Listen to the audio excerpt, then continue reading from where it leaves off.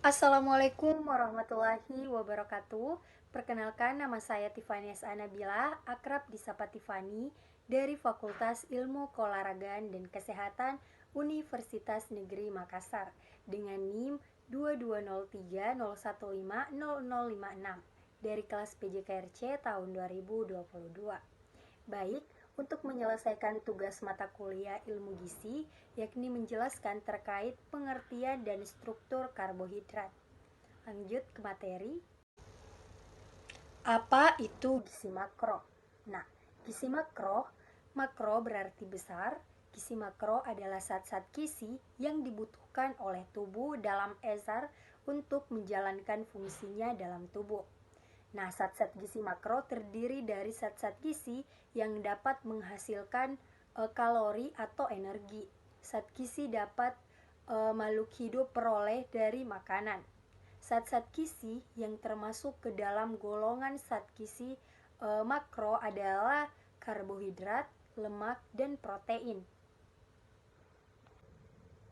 Apa itu karbohidrat? Karbohidrat merupakan sumber energi utama bagi manusia dan hewan. Pada tumbuhan, glukosa disintesis dari karbon dioksida dan air melalui fotosintesis dan disimpan sebagai pati. Hewan dapat menyintesis karbohidrat dari asam amino, tetapi sebagian besar karbohidrat hewan berasal dari tumbuhan. Karbohidrat diklasifikasikan menjadi yang pertama ada monosakaria. Nah, monosakaria adalah karbohidrat yang tidak dapat dihidrolisis menjadi karbohidrat yang lebih sederhana. Contohnya glukosa, fruktosa, dan galaktosa. Selanjutnya ada diskarida, adalah produk kondensasi dua unit monosakarida.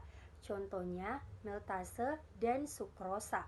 Nah, yang ketiga ada oligosakarida, adalah produk kondensasi 3 sampai 10 monosakarida. Contohnya rafinosa, stakiosa, dan verbascosa. Nah, yang keempat ada polisakarida, adalah produk kondensasi lebih dari 10 unit monosakarida, contohnya pati dan dextrin. Next, fungsi karbohidrat.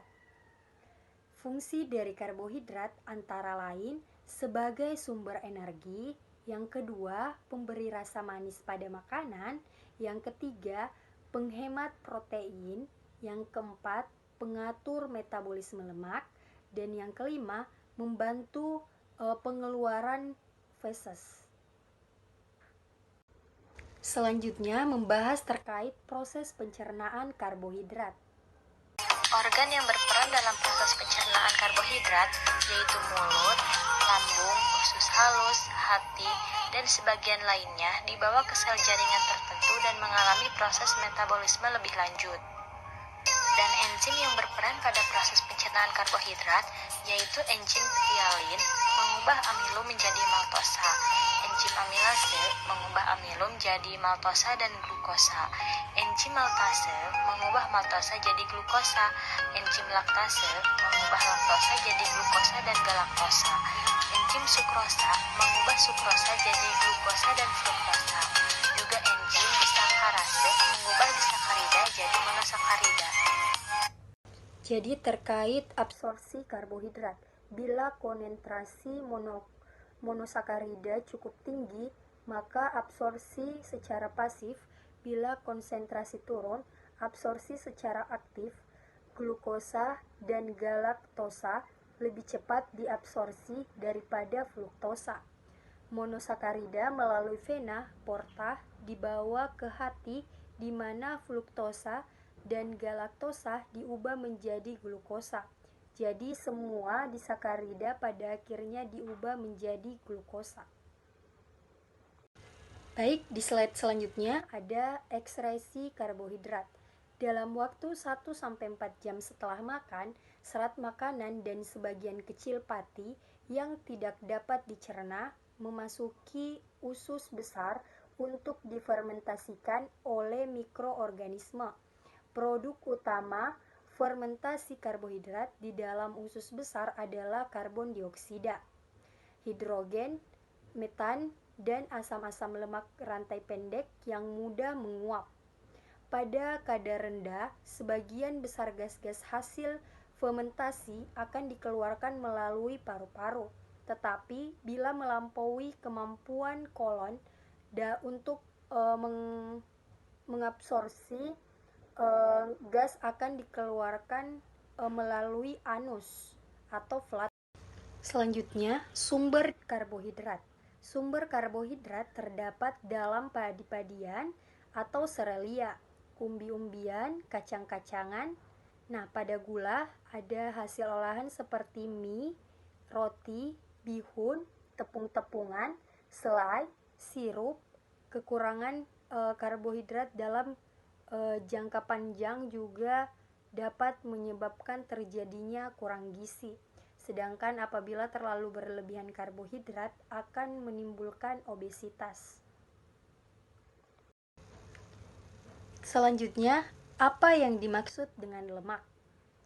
Nah, lipid adalah sekelompok senyawa heterogen meliputi lemak, minyak, steroid, dan senyawa terkait yang berkaitan lebih. Lipid memiliki sifat umum berupa relatif, tidak larut dalam air, dan larut dalam pelarut nonpolar, seperti ether dan kloroform. Lipid diklasifikasikan menurut komposisi kimianya, menjadi yang pertama ada lipid sederhana, yang kedua lipid kompleks, yang ketiga ada lipid turunan. Baik, selanjutnya kita akan membahas terkait fungsi dari lemak itu sendiri. Nah, yang pertama, sumber energi terbesar.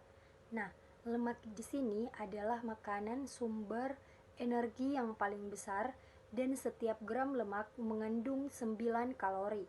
Kalori yang dihasilkan lemak lebih besar daripada karbohidrat dan protein. Nah, kalori sendiri dapat berfungsi sebagai bahan bakar bagi tubuh untuk beraktivitas. Yang kedua, sumber asam lemak esensial. Nah, sumber asam lemak esensial pula tidak kalah penting fungsinya bagi kesehatan, karena dapat mengurangi resiko terjadinya penyakit jantung, menurunkan kolesterol jahat, dan meningkatkan kolesterol baik, serta mengurangi resiko terjadinya kanker. Yang ketiga, alat angkut vitamin larut lemak. Nah, berfungsi untuk dapat memberikan beberapa manfaat bagi tubuh. Yang pertama, menjaga kesehatan penglihatan, berguna untuk menjaga sel indera cahaya dan pembentukan cairan air mata, meningkatkan sistem imunitas tubuh, serta tidak mudah untuk terserang infeksi.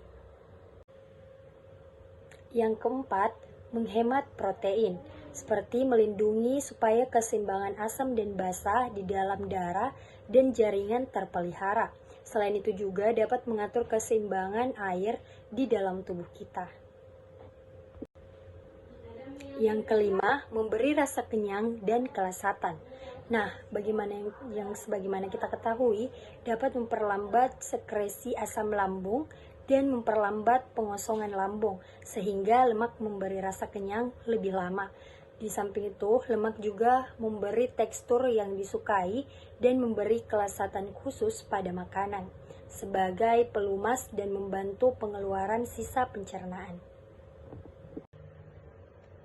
Baik, adapun kesimpulan dari materi yang telah saya jelaskan tadi terkait struktur karbohidrat.